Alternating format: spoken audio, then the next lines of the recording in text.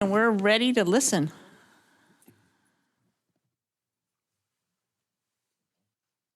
Ready, please? No, he's not.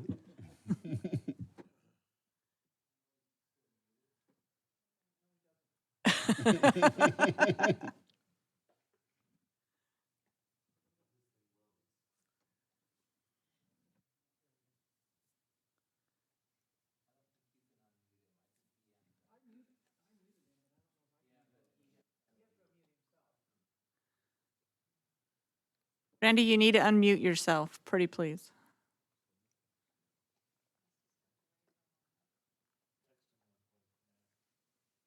Hold up a sign to the camera. You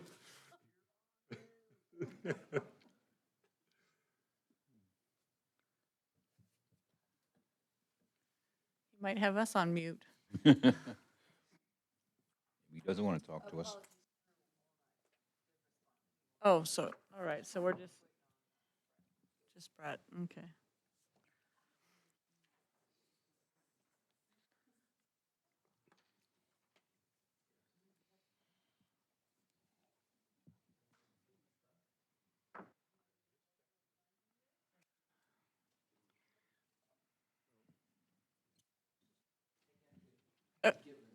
Sure.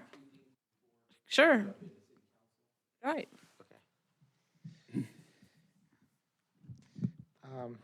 So first of all, I just wanted to thank those who attended the workshop. I think it was a decent workshop. If you have any input on what we talked about, I'm open ears. We just talked about the legality of decision-making. That was a big part of it. And also about all the steps that we go through to approve a project or get it before you or the city council. And so I think that was helpful to just see That was all amazing, the yeah. review that happened. Glad to hear that. Yeah, because I didn't know what the process was for how Yeah. many steps they have to go through before it even comes to us. So Right. that was really educational. I liked it. Yeah, so there's, again, just the need to rely on code and rely on plans that they adopt is the most critical thing they can do, is to look at those codes, get that right so that it's fair for everyone. So everyone who comes in knows what's expected of them. And that is the direction we've heard from our attorney, and that's planning 101. You know, this is how you guide development in a community. So we tried to hammer that home and make sure that that's clear. We want to be fair to everyone, and we want them to know what's expected of them. So I think that was helpful. And then just wanted to give an update on industrial design review. You recommended as a commission, you recommended that we pull the industrial design review from the zoning code amendments before we take it to city council. I took that information to the mayor, and she directed me to hold a meeting with industrial developers. And she directed me not to make changes to the code, but to update them about what's in the code and then get their feedback and their thoughts. We did that, and then after that meeting, we felt like there were some significant things that were brought up in that meeting that need to be addressed in the code, including there was one conversation about our code seems to be designed for tilt-up concrete buildings, and there are some industrial uses such as food production that wouldn't be allowed to use concrete tilt-up walls. They need that metal structure. And so because of that, you know, that's not really addressed in the code. And how would you handle that if that's something that we desired in our community? And so that's just one example of several things that were brought up. And so we recommended to the mayor that we pull that off and address it with industrial developers and just try to come to a middle ground. I haven't heard anything back from her. I know she's been busy with the state of the city, and then they had a retreat last week with all the several internal directors. And so I haven't heard anything back, but I meet with her tomorrow for my one-on-one, and that's one of the agenda topics. I'll know more then whether we're going to proceed on November 7th for industrial design review. So again, I just appreciate your input there and your recommendation that we took to her and gave her that, what you requested there. And then the last thing is the Auto Works. This was an auto repair shop that was given a CUP for a home occupation business just recently. This is the one directly across the street from Skyview High School. And neighbors appealed that, and so that one will go to City Council on appeal. And so I will update you, or maybe Councilman Haverfield will update you on that when it goes before City Council. And then the last thing I wanted to cover is just consent versus a business item. We haven't had consent until recently, and so I just wanted to make sure that it's clear about how, if there's a agenda item on consent, you can pull that off of consent, and it takes a motion by the commission to, and approval by the commission to pull that off of the consent agenda, so that then you can discuss it openly rather than just pass it as part of the consent agenda. So that's a possibility. I just wanted to make sure that's clear. We're having more and more things on that consent agenda, so if there's that desire, you can do that. And that's all I have, unless Councilman Haver. He's gone. He's gone. Okay. That was interesting. Might have, yeah. Okay, well, I'll do a quick review. So we had on this last meeting was October 17th. We had 3 final plats that were all approved: Spring Shores number 3, Spring Shores number 2, and Magnolia Estates subdivision. And then we had the Clear Creek subdivision. This one was directly across the street from Lone Star Middle School. And that one was denied. And the reasoning they gave was that it's not compatible with the surrounding area. There was traffic concerns, access onto Middleton. There was no hawk signal to the school, and they did not support BC to RML zoning in this area. So that one was denied. And then the Walton Woods subdivision at East Victory Road. All of these are right around schools, I noticed. This is directly across the street from Endeavor Elementary on Victory. And that one was approved. And then the Seven Maples Ranch subdivision, and that one's right across the street from Ronald Reagan Elementary School. And that one was also approved. And then there was a bunch of ordinances that were read that I can go over if you have interest, but yeah. Sorry. I'm prepared. The Lone Star one, the development right across from Lone Star, was there a lot of people that showed up, the community members that showed up to that? It was a full room. Yeah. The ones for Ronald Reagan and Endeavor, were there community people? There were not.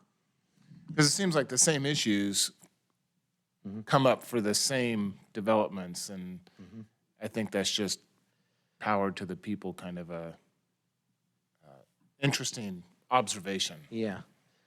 Yep. Interesting observation. Yeah. All right, thank thanks. you. Okay, we need a motion for the consent agenda. So moved. Second. Okay, it's been moved and seconded to approve the consent agenda. All those in favor? Aye. Any opposed? Okay. All right, we're after 6, so we can go to public hearings. Number 1 and 2 were withdrawn, so we're on number 3, conditional use permit for a home occupation of an automobile or truck repair business in RS6. Do we have the applicant here? Or is the applicant online? I am online today. Okay, all right, we're ready to hear what you want to do. All right. Hello. My name is Jake Lyons. Sorry I couldn't be there today. My daughter just got sick, so that got transferred to me. Didn't feel like giving you guys this stuff. It's pretty nasty. So what I'm looking to get approved is a very small, just auto maintenance out of my home. Everything will be done within my garage, and it seemed like when I was going through the similar issues and concerns held by some different community members, the main ones seem to be noise, any possible contamination of the local area, street traffic, and make sure I got everything here on the notes. And if there's going to be any like advertisement or something like that on the property. And so my quick answers to those is no, there won't be any advertising. This is really just, I'm doing this as a side hustle, and I'm wanting to legitimize my business, start building up a good portfolio, and really just starting that out with, I've had a handful of people, my neighbors and stuff, see me working on my own personal vehicles, asking about my experience. And within the past 6 months, started my own business, Resilient Automotive Performance, and just using about 10 years of experience working on automobiles from out of high school, just to make a little bit extra cash, and again to build start building up professional reputation. All right. Any questions for him at this time? do. Okay. In your application, you said that your business hours from 8 in the morning to 8 in the evening, but you didn't say what days of the week. Oh, apologies. Primarily weekends. It's hard because there's all different types of like automotive issues. So say like if I get an oil change from my neighbor at 4 p.m. on Monday, I work full time. So this would all have to be later in the day. Then I can reasonably get an oil change done from 5 to 6, p.m. on Monday. That's not my typical hours. My typical hours would be Friday through Sunday, available 8 a.m. to 8 p.m. But I can do small things throughout a typical work week as well. Just very job dependent. So I take it then you're not at your house during the day waiting for somebody to come in and say, hey, I need to have my brakes relined or something like that. You have by appointment only? Yeah, by appointment only. Okay. And you have a regular full-time job doing something else? Yeah, I'm a mechanical engineer working for an engineering firm out in the area. Okay, thank you. Okay, we'll hear from staff, and we might have some questions for you at the end. Thank you. Parker. Thanks, Madam Chair and Commissioners. Let me get my screen up here. The action requested from you tonight is the approval or denial of a conditional use permit, home occupation auto repair. The zoning here is RS6, surrounded by single-family homes. The home is connected to city services. The regulations in this case are Title 10, Chapter 1, where it regulates home occupations. This is just a summary of that code. The intent here is for the home occupation intent is for small-scale business ventures to be done at home. There is regulation on size and capacity in the home. The intent is for this business to be a secondary use to the residents. The business needs to be compatible with the neighborhood, not appear as a business. Needs to be conducted inside of a structure where the owner lives, or in the side rear yard screened from view. In this case, as in other cases, a CUP is required for more intrinsic uses that would produce more nuisance. There's also further requirements that are part of the home occupation business, which we will cover with the staff analysis further on. Regarding a conditional use permit, the conclusions of law, which we've covered numerous times, the business, the home occupation needs to be compatible with and not adversely affect the livability or appropriate development of the abutting properties surrounding neighborhood. The proposed use needs to be provide convenient, functional living, working, shopping environment. And then the proposed use will enhance the successful operation of the surrounding area or provide an essential service. And here's a street view, which is in the staff report, as well as an aerial view here, which we can come back to if needed. The correspondence, regular building correspondence, there was a code compliance comment that was in the staff report that was from a previous request that was left in as an error, so disregard that one. The engineering comments, this is on a local road. There wouldn't be anything excessive as far as right-of-way acquisition. The proposed use, if they're applying for any building permits, would need to follow the regulations for the building and wastewater as well. There was a number of citizen correspondence, which I believe some of them are here tonight. Those comments were in the staff report, concerns about additional noise and traffic, as well as air quality and soil contamination. There's concerns about parking on the street and maintaining the residential nature of the area.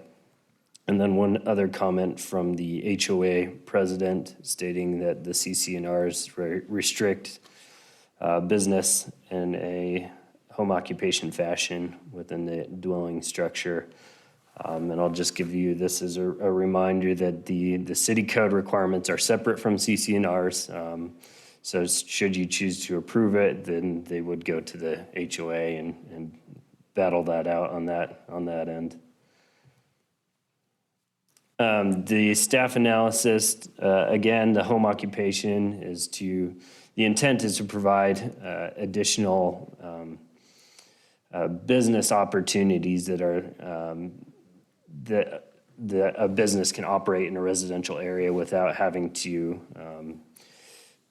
promote itself to a solely commercial level. The restrictions on that, the signs can only be up to 2 square feet. The applicant stated that they wouldn't have any signs on the property. The home occupation can't exceed 25% of the home. The applicant indicated that the business would be operating within the garage, which would be less than 25%. It's not clear where vehicles will be parked for the business. As stated, it would require that there be no outside storage of equipment or materials. And then there weren't any commercial vehicles indicated, as well as no employees. The traffic, the restriction there would be that the traffic can't exceed that of a normal residential use. Occasional traffic to drop off or pick up vehicle appears to be acceptable. We all know that delivery trucks come in and out of these neighborhoods continuously. The applicant would need to show that the traffic would not exceed a normal traffic for a residential property. There's no proposed changes to the structure. The complaints regarding nuisances, there's concerns there. Applicant stated that work would be done in the garage to dampen noise, and operating hours are between 8 a.m. to 8 p.m. It would be your decision whether that would be acceptable or not. we've covered a lot of the analysis there. The conditions of approval, they would need, applicant would need to apply for a home occupation permit. We have further complaint procedures. If a complaint is received, then we can go through the revocation, and they would have to come in to apply for another conditional use permit. So I added potential findings for you to adopt should you choose to approve or deny. These findings can be changed accordingly if necessary. This is in the staff report as well. And potential motions there for you, and I will stand for any questions. Parker, I didn't understand what you said about code enforcement. Did they not respond, or it was an old one or something you said? Madam Chair and Commissioner, there weren't any comments received from code compliance. They had nothing apparently then. No. And also, since we do have a couple people here that are in opposition to this, could you read what the complaint procedure is? If people have one, so they don't think that this is a done deal tonight? Yes. The complaint procedure would be that upon receiving 2 complaints from neighbors in the surrounding area, the condition 300 feet, within 300 feet, the conditional use permit would be revoked. Well, we haven't changed it yet. So the current process is that upon receiving those complaints, we would have another public hearing to revoke the. Let me speak to that. So the code actually has been changed. So we would have 2 individuals, 2 different households, it says, within 300 feet. If they both make a complaint, then I have to go out and investigate it. City staff has to go investigate it. And if it's found to be a valid complaint, if it's not complying with this criteria or any of the conditions you place on it, then it's revoked automatically. And they have to come back in and request a new CUP. And then as part of that process, they have to show that they are going to comply with the conditions and the criteria listed in code. So in other words, if there was noise complaints and you went out and you heard them and it was revoked, and they could reapply, but if we heard additional noise complaints, it wouldn't fly. I'm sorry, I didn't catch that last part. So You were saying that the complaints are made by the neighbors, you would go out and investigate it. If you heard additional noise yourself, or whatever the complaint was, you would revoke the CUP. The applicant could reapply with the changes that you would suggest to them about with noise or whatever it happened to be. yeah, okay, Okay, and then we would decide all over again whether that was sufficient. correct. Okay, Yep. thank you.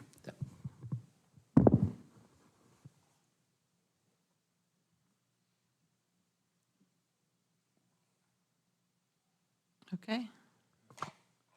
And that's it, Parker? I know he took over for you, so. We're waiting for Parker to. Silence is deafening. Okay, so we have we're going to open the public hearing. I have some people signed up. Some wish to speak and some don't. Kyle Hutchinson, come on down. You have 3 minutes to tell us what you're going to tell us. Well, first of all, I can appreciate his desire to start a new business and grow from there. That's, these day and age, I commend that and wish him the best of luck. But we do have a neighborhood that's got a lot of concerns. You've seen my report. Can you give us your name and address for the record? Kyle Hutchinson, 8155 East Shallon Drive in Nampa. Okay, now you tell us. I share in their subdivision. In that subdivision, there's actually 4 subdivisions in that community, and it goes from Cherry Lane to Eustic and from Franklin back over to Madison. And there's 4 subdivisions, so there's both of them, or all of those subdivisions have multiple hundreds of homes in there. This home's directly right smack in the middle. And so Armstead, the street that he's actually on, is a very long street. And from what I understand, it wouldn't even be accepted as a code right now because it goes all the way from the bottom of Coulter Bay all the way up to the north end of Astoria Park with no stop signs on any of those intersections. And there's, from what I understand, it should have been 200 feet, should have been, or every 200 feet or something, but should have been a stop sign every 2 blocks. And there's 0 for that entire way. There are accidents, there's kids running all around and stuff. So the traffic is already very bad. I see traffic going 35 miles an hour, 40 miles an hour up that street. They come up Cherry, they want to go all the way up to the top and disperse throughout the community. So we're concerned with that, and any additional traffic is going to be bad. And so this is definitely a big concern of mine as well as the rest of the community. I used to be the subdivision president, and for 5 years of my subdivision, and every meeting, we had complaints about the traffic along those streets. And so it's definitely a concern.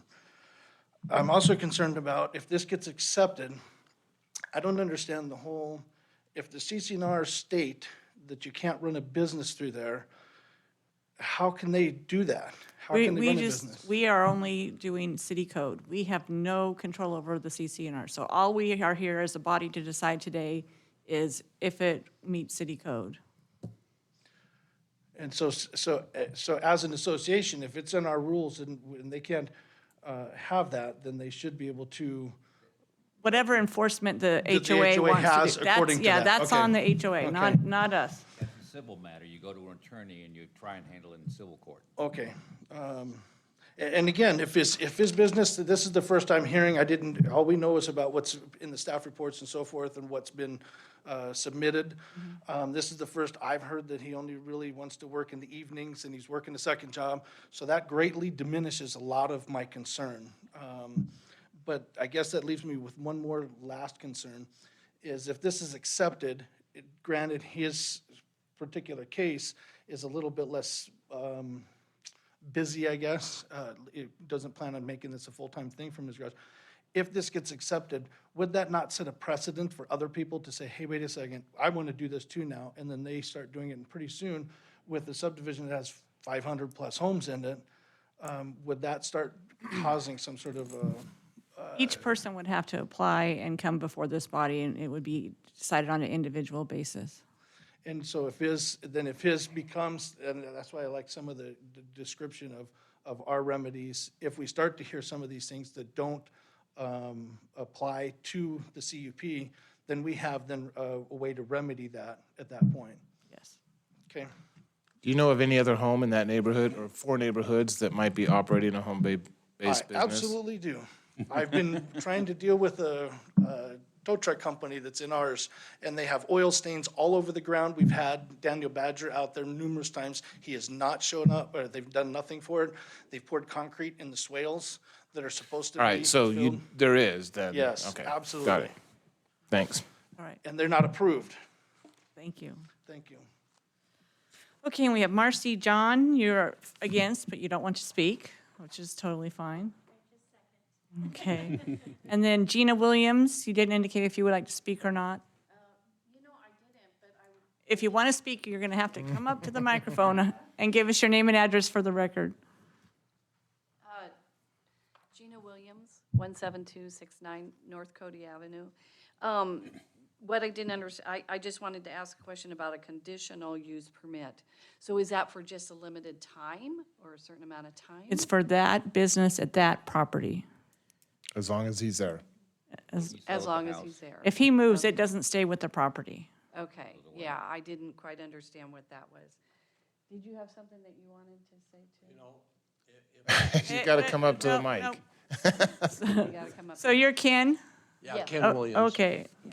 And your same address? Yes, 17269 North Cody. Okay. Yeah. I'm sorry, I just didn't, I'm surprised that CCNRs are meaningless. I mean, when you buy the property, you give them the CCNRs. They're not meaningless, sir. They're just a civil matter. It's nothing to do with the city Yeah, codes. we just don't get to enforce And them. you buy into these subdivisions because you think you're gonna be protected, you know?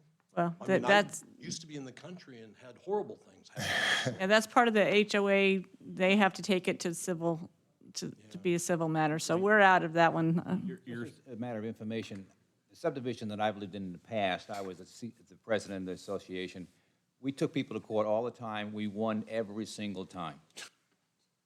So the courts are certainly in your favor if you have a good case. If If you're just tired of the people and you don't like them anymore, that's not gonna work. But if you have a legitimate reason, like noise, odor, whatever, oil stains, take it to the court. Or the fact that the CCNR say that you can't have a business, I mean, the applicant should go to the CCNR, the homeowners association and see if he can get a waiver. Yeah, Right. that would be the, So I can move into any upscale neighborhood in Napa and apply for a conditional use permit? Correct, if you're in the city limits, yes, Yes. for a Basically home start a occupation. business.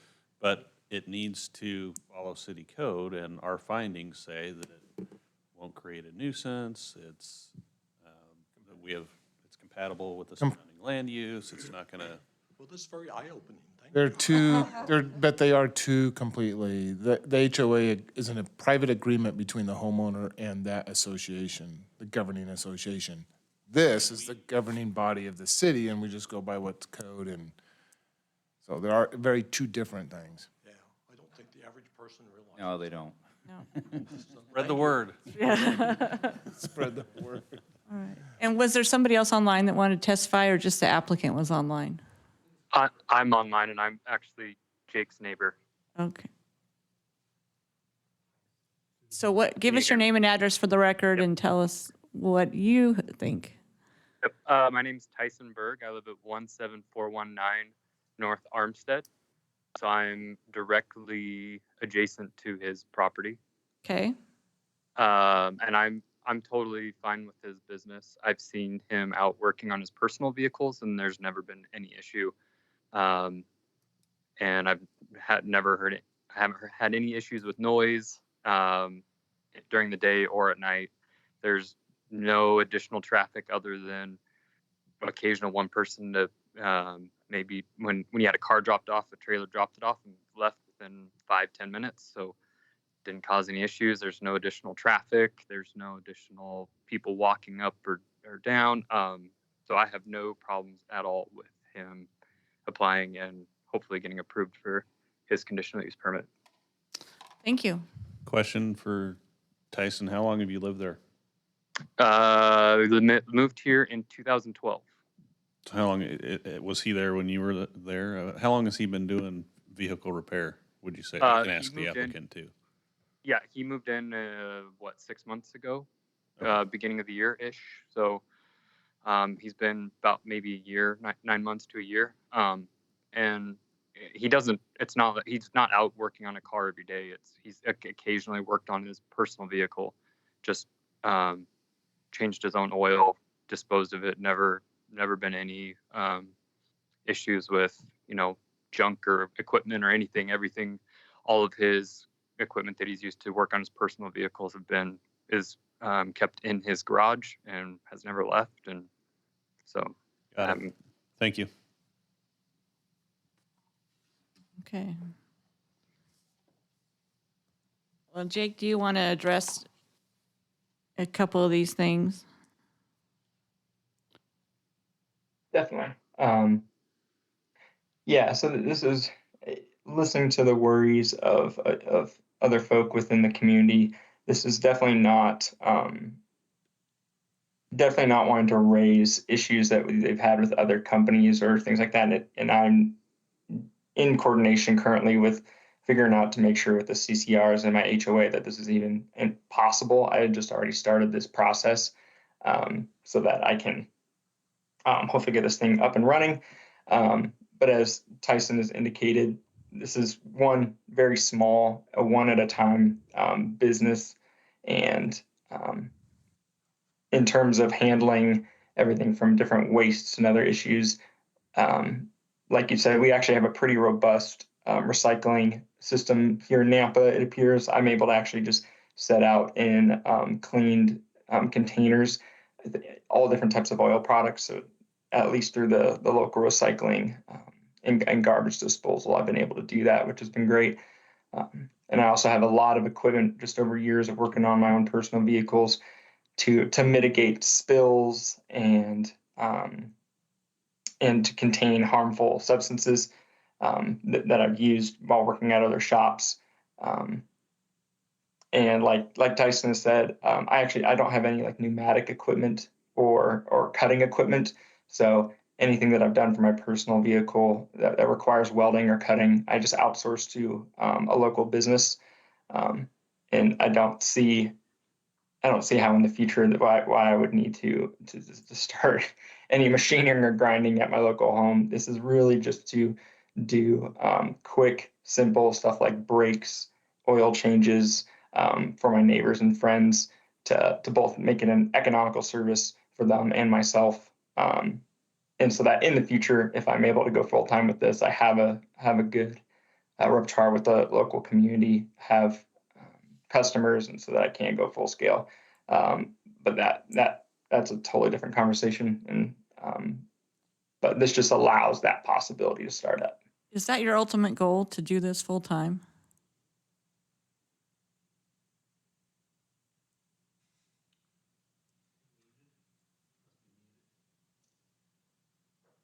I think you're muted.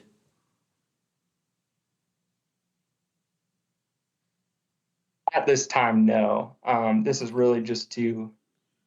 Oh, can you still hear me? Yep, we can hear you now. Okay. No, this is just to build. This is the first business I've ever started, and so I want to do it well and successfully. If it turns into that or becomes profitable enough, I would then look to buy or rent commercial space and go through the hoops there. But at this time, that's not the intention. This is really just to build a second income so I can work on everything from just future home projects and preparing for a larger family. Okay, great. Any other questions for the applicant? Okay, thank you, Jake. I'd entertain him. No, you've already had your time. I'm sorry. Oh. Disregard. I would entertain a motion to close public hearing. Second. Okay, it's been moved and seconded to close public hearing. All those in favor? Aye. Any opposed? Okay, public hearing is closed. So I'm good with it. I think from a homeowner perspective, looking, this guy's taken all the steps necessary to make it legal. And to me, that says, I'm not trying to hide this. I'm not trying to sneak around my neighbors and do this illegally. I'm trying to do everything that the law requires to make this legitimate. That's why most times, not all the time, but most times I feel pretty good about these things because that person is taking those steps that they need to make it okay. Like you said, there are businesses in the subdivision that obviously aren't doing those things. They do sneak around and don't do the things that they should. So that's what makes me feel a lot better about this kind of thing. And if you're a homeowner or a homeowners association president and you know that that's going on, a call to the city would help you out. What raised my red flag was his 8 to 8. I thought it was going to be a full-time business. He was going to be doing there every day from 8 to 8. So when he addressed that, I feel confident that this is something I could vote for now, or when I came in tonight, I was against it. Let the gentleman in the back up change my mind. I agree with what's been said. I like it. The thing is like there can be neighbors that can be, do have grinders and do have welders and do have impact wrenches, and they can make tons of noise, and it doesn't matter. You can't do anything because, they're not running a business. And so I think this is a great thing for this guy, and, well worth supporting him. I agree. Make the motion. You're doing. I did have a question, though, about, and I guess just interpreting what he said one at a time. Does that mean any car that he has, he's going to be parking in the garage? So the only thing that I would worry about is if he had a car in the garage and then he had other vehicles that he was going to try and park on the street. And so I didn't know if that was something that we wanted to address with an additional condition to say that, the vehicles do have to be confined to the garage, no extra vehicles on site, something like that, but I don't know. Thoughts? I like that. Yeah, I agree. I don't know that it's an issue, because like he said, it Yeah, but would be we nip it in the fine, but bud. at least that's a way that we can protect the neighborhood, especially with what they said about that being a main drag that goes up and down. The more we can limit, excess cars, the better. But Madam Chair? Yes. I would just encourage you to to distinguish between personal vehicles for him when you Versus- do that. Okay. Yeah. Yeah? Madam Chair, I would move to approve the conditional use permit for a home occupation and its. You just turned it off. Come on, Parker. You don't agree? Conditional use for a home occupation of an automobile and truck repair business in an RS6 zoning district at 17435 North Armstead Avenue for Jake Ernest Lyons.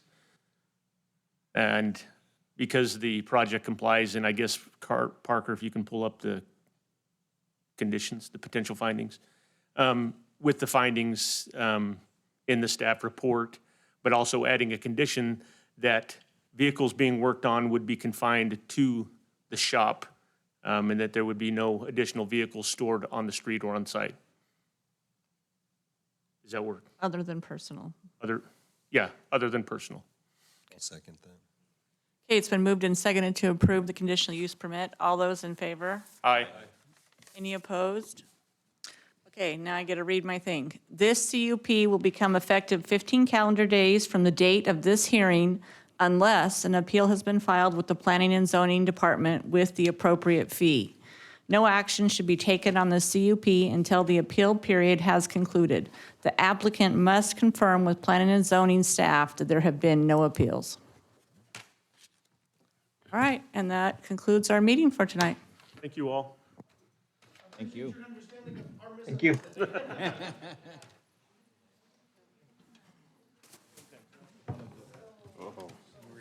Uh-oh.